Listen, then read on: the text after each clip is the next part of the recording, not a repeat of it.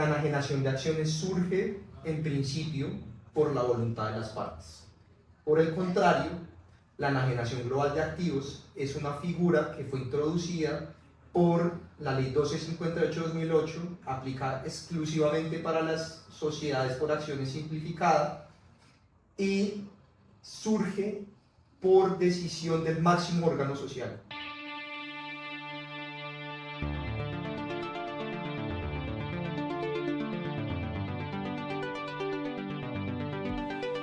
Bienvenidos a La Consultoría, un espacio donde discutimos temas de relevancia jurídica. En esta edición de La Consultoría vamos a exponer la diferencia entre la enajenación global de activos y la enajenación de acciones. Para esto, nuestro abogado senior Andrés Gallego está aquí el día de hoy. Bienvenido, Andrés, a La Consultoría. Muchas gracias por la invitación, Ivana. Para mí es un placer estar aquí. Andrés, creo que antes de entrar como tal en materia es necesario saber qué es una acción. Sí, estoy de acuerdo. Una acción es un título valor en virtud del cual una persona natural o jurídica adquiere o acredita su participación en el capital de una sociedad, adquiriendo a su vez unos derechos políticos y económicos. Andrés, ¿y qué tipos de acciones encontramos en Colombia? Bueno, el Código de Comercio nos trae dos grandes categorías en su artículo 377 de acciones. Tenemos las acciones al portador, que hay cierta discusión doctrinal en cuanto a si todavía pueden aplicarse en Colombia o no, y las acciones nominativas. A su turno, la ley 1258, conocida como la ley SAS, introdujo diferentes tipos de acciones dentro de las cuales encontramos, por ejemplo, la SAS nos trae las acciones privilegiadas, las acciones de dividendo fijo anual, las acciones preferenciales y las acciones de pago. Andrés, ¿y nos puedes explicar un poco cuál es la diferencia entre las acciones nominativas y las acciones al portador? Claro que sí. Las acciones nominativas son aquellas acciones que incorporan expresamente quién es su titular. Las acciones al portador, por el contrario, no indican quién es el titular de esas acciones y por lo tanto su titularidad se acredita solamente por portarlas. Tú nos habías explicado que el artículo 377, que establece los tipos de acciones que se pueden emitir en una sociedad anónima, indica que en Colombia es posible emitir acciones nominativas y acciones al portador. Pero también habíamos mencionado que se pone en duda si actualmente es posible emitir acciones al portador en Colombia, porque si existe esta estipulación expresa en la ley, se pone en duda la posibilidad de emisión de acciones al portador. Sí, claro. Lo que sucede es que algunas personas consideran que este artículo fue derogado parcialmente por la decisión 291 del Acuerdo de Cartagena de 1991. ¿Por qué? Porque en ese acuerdo se introdujo una estipulación que establece que las sociedades solamente podrán tener acciones nominativas. Entonces, un sector de la doctrina considera que con eso se derogó o se prohibió la posibilidad de tener acciones al portador. No obstante, otro sector de la doctrina lo que considera es que esta estipulación se estableció exclusivamente para las sociedades que tienen un componente de inversión extranjera. Por lo tanto, aquellas sociedades que tengan una participación o que la totalidad de su capital sea nacional no estarían sujetas a esta prohibición y por lo tanto podrían continuar teniendo acciones al portador. Ya habiendo definido qué es una acción y qué tipos de acciones existen en Colombia, creo que es propio pasar a definir qué es la enajenación de acciones, Andrés. ¿Nos podrías explicar, por favor? De acuerdo, la enajenación de acciones es la transferencia de la propiedad de las acciones por parte de su titular a un tercero. ¿Y qué sociedades podrían enajenar acciones en Colombia? Bueno, pues en principio en las sociedades de capital, llámense sociedades anónimas, sociedades en comandita por acciones o la conocida sociedad SAS, las acciones gozan de la libre negociabilidad. Entonces, si no hay disposición en los estatutos en contrario, las acciones se pueden enajenar sin ningún problema. Ahora bien, en las sociedades de personas, dígase la sociedad limitada, en la medida que son sociedades que se crean por su componente o a su aporte que le dan los socios, la enajenación de acciones cuenta con unas restricciones adicionales.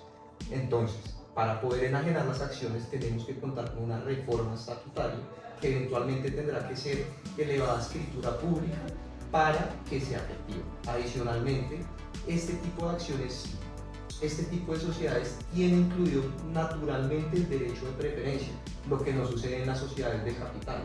Por lo tanto, previo a la negociabilidad de las acciones y su enajenación, tiene que agotarse dicho derecho. Teniendo esto en cuenta, ¿qué restricciones existen para la libre negociabilidad de las acciones en Colombia? Bueno, tenemos de diferente tipo. Te acabo de mencionar una de las más importantes, que es el derecho de preferencia. Si se ha pactado en los estatutos el derecho de preferencia, se debe agotar previo a su enajenación, es decir, primero se deberían ofrecer a los socios o a los accionistas antes de que se le ofrezca a un tercero. Tenemos otro tipo de restricciones del orden legal. Por ejemplo, el Código de Comercio se refiere a aquellas acciones de industria que no han sido liberadas, no pueden ser negociadas sin la previa autorización de la Asamblea. Si las acciones están sujetas a algún tipo de gravamen, por ejemplo una prenda, las acciones tampoco pueden ser negociadas libremente. De igual forma, si han sido sujetas a algún tipo de embargo. Y ya tenemos otro tipo de restricciones del orden convencional que hayan sido establecidas en los estatutos. Sobre esto, la ley 1258 del 2008 nos trae varios mecanismos para restringir la negociabilidad de las acciones. Particularmente se puede establecer que durante el periodo de 10 años, que no serán prorrogables, que pueden ser prorrogables por otros 10 años, las acciones no serán negociables. Adicionalmente, ten en cuenta que además de la libre negociabilidad de acciones y los requisitos que establece la ley para que éstas sean enajenadas entre las partes que participen en el negocio, hay otros requisitos de orden legal que se establecen para que esta enajenación sea oponible frente a la sociedad y terceros. Así, el Código de Comercio menciona que frente a las acciones nominativas, para que esta enajenación sea oponible a terceros, se requiere de su inscripción en el libro de registro de accionistas. Por el contrario, las acciones al portador se enajenarían a través del endoso. Andrés, teniendo esto claro, hablemos un poco de la enajenación global de activos. Cuéntanos, por favor, la definición de esta figura y cómo se diferencia de la enajenación de acciones. Perfecto. Retomando un poco precisamente la definición y lo que veníamos discutiendo anteriormente, la enajenación de acciones surge en principio por la voluntad de las partes. Por el contrario, la enajenación global de activos es una figura que fue introducida por la Ley 1258-2008, aplicada exclusivamente para las sociedades por acciones simplificada, y surge por decisión del máximo órgano social, es decir, por regla general, la Asamblea General de Accionistas. En esta decisión, si se cuenta con la aprobación de unos votos que representen el 50% más uno de las acciones suscritas, se podrá enajenar globalmente activos y pasivos de la sociedad y adquirirá, digamos, la definición de enajenación global de activos siempre y cuando estos representen más del 50% del activo líquido de la sociedad. ¿Cuáles son los requisitos para que se configure la enajenación global de activos, Andrés? Bueno, pues precisamente tiene que ser una decisión tomada por el máximo órgano social, contando con el voto favorable de las acciones que representen la mitad más uno de las acciones presentes. Adicionalmente, la correspondiente acta tiene que ser inscrita en la Cámara de Comercio del domicilio social. Ahora bien, es de recalcar que así se perfeccione la enajenación global de activos, los accionistas que sean ausentes de esa reunión o disidentes de la misma tendrán derecho a ejercer el derecho de retiro, siempre y cuando la operación sí les signifique un detrimento patrimonial.